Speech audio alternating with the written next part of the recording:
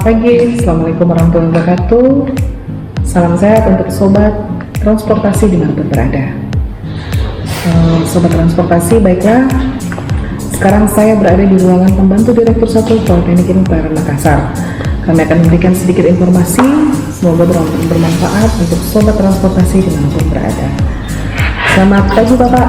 Selamat pagi Mbak Eva, segar sekali ya pagi ini. Terima kasih. Baik Bapak, kita perkenalan dulu kepada Bapak Pedut 1. Mohon Bapak memperkenalkan diri. Baik, ya. Wah, ini perkenalan diri ya. Nama tentunya Bapak udah tahu. Nama saya Hadi Setiawan. Ya, saya selaku pembantu Direktur 1 di BIP Makassar. Yang saat ini semoga kita selalu dalam lindungan Tuhan, karena pada masa ini adalah masa pandemi ya Mbak Eva ya. Nah, ya gimana Mbak Eva? Baik Bapak, kita sekarang ini kan sedang dalam masa-masa penerimaan pencacar. Mungkin sobat transportasi sekalian ada yang membutuhkan informasi terkait si pencatar yang ada di PIP Makassar. Sebelum kita masuk dalam si pencatar, ada beberapa hal ini yang ingin saya tanyakan Bapak. Kira-kira prospek pelaut di Indonesia ini seperti apa saat ini, terutama dalam kondisi pandemi 19? Apakah masih tetap stabil atau bagaimana menurut Bapak, sehingga sobat transportasi memiliki sedikit pandangan ke depannya seperti apa? Baik Mbak Eva, kalau kita berbicara para pelaut Indonesia khususnya ya, saat ini yang akan bekerja ya, di dunia pelayaran, kalau berdasarkan informasi yang kami dapatkan memang tentunya ada perbedaan kondisi sebelum pandemi dan sesudah pandemi. Nah, tapi kita harus sadari Mbak Eva bahwa pergerakan ekonomi ya, khususnya di transportasi laut ya, itu tidak boleh putus Mbak Eva. Ya, jadi memang transportasi laut itu boleh dikata menjadi pilihan yang tepat, pilihan yang tepat untuk kelangsungan daripada pergerakan ekonomi saat ini. Ya, misalnya kita kasih tahu bahwa barang-barang dari luar negeri maupun dalam negeri yang sangat murah dan efisien ya, saat ini memang adalah melalui kiriman atau melalui transportasi laut. Nah, tentunya terkait dengan hal itu, untuk menggerakkan ini armada pelayaran ini ya, pasti membutuhkan SDM ya. Jadi kalau boleh dikata pelaut saat ini yang akan bekerja atas kapal ya tidak dikatakan tidak berpengaruh ya. Kenapa? Karena orang yang akan bekerja atau orang yang sudah bekerja atas kapal itu harus tergantikan, karena di atas kapal itu ada namanya kontrak ya, kontrak bekerja. Jadi tidak boleh orang itu bekerja di atas kapal dalam waktu yang sangat lama sehingga itu berdampak kepada kesehatan atau boleh dikata sekarang itu fatigue ya, atau kejenuhan dalam bekerja, sehingga mereka harus tetap rolling ya, atau pergantian daripada kru. Nah, informasi yang didapatkan juga dari para rekan-rekan pelaut yang saat ini bekerja ya, atau saat ini juga ada yang melanjutkan pendidikan di BIP Makassar.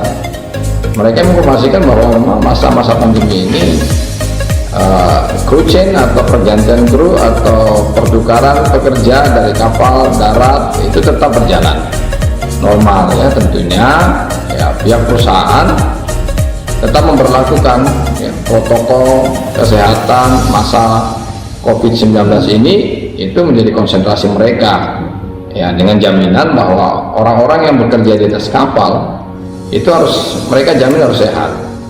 Nah, jadi memang perusahaan memiliki kebijakan ya, pasti memiliki kebijakan yang berbeda di masa-masa normal itu Mbak Eva ya. Jadi memang kalau pelaut saat ini boleh dikata sangat ya tidak berpengaruh ya, karena mereka tetap harus ya bekerja dan tetap pergantian daripada pekerja itu tetap dilaksanakan. Jadi tidak ada masalah yang terlalu. Iya, itu kira-kira Mbak Eva. tetap ada pergantian dan tetap dalam keadaan yang stay, tapi tetap memperhatikan protokol COVID-19. Kurang lebih seperti itu ya. Ya, gitu Mbak Eva. Terima kasih Bapak. Sekarang begini, kita akan membagikan informasi kepada sobat transportasi. Kira-kira kenapa para sobat transportasi harus memilih PIP Makassar untuk melanjutkan ke depannya mereka ingin menjadi flow-flowan.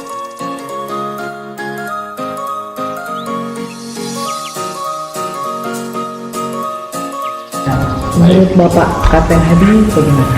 Ya, jadi PIP Makassar. Kenapa harus di PIP Makassar? Ya. PIP Makassar kalau kita melihat kondisi saat ini adalah terus bergerak, terus mengembangkan kampusnya, terkhusus dalam rangka peningkatan kapasitas daripada kompetensi daripada perautnya atau lulusannya.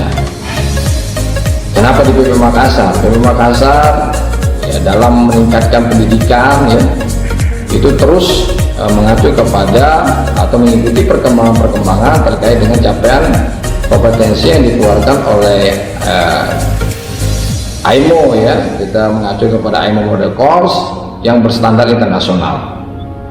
Nah, bagi para peserta diklat kita betul-betul menjamin bahwa nanti pada saat mereka akan bekerja itu mereka siap.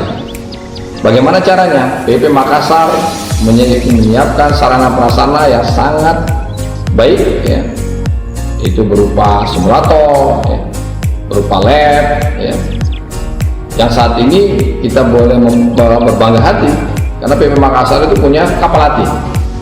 Nah, di mana kapal latih ini yang kita betul-betul gunakan secara maksimal. Jadi para peserta didik itu secara real atau secara nyata mereka tahu bahwa dia akan bekerja nanti di atas kapal itu, apa yang mereka harus lakukan kita berikan di atas kapal. Nah, mereka mempraktikkan langsung di atas kapal itu.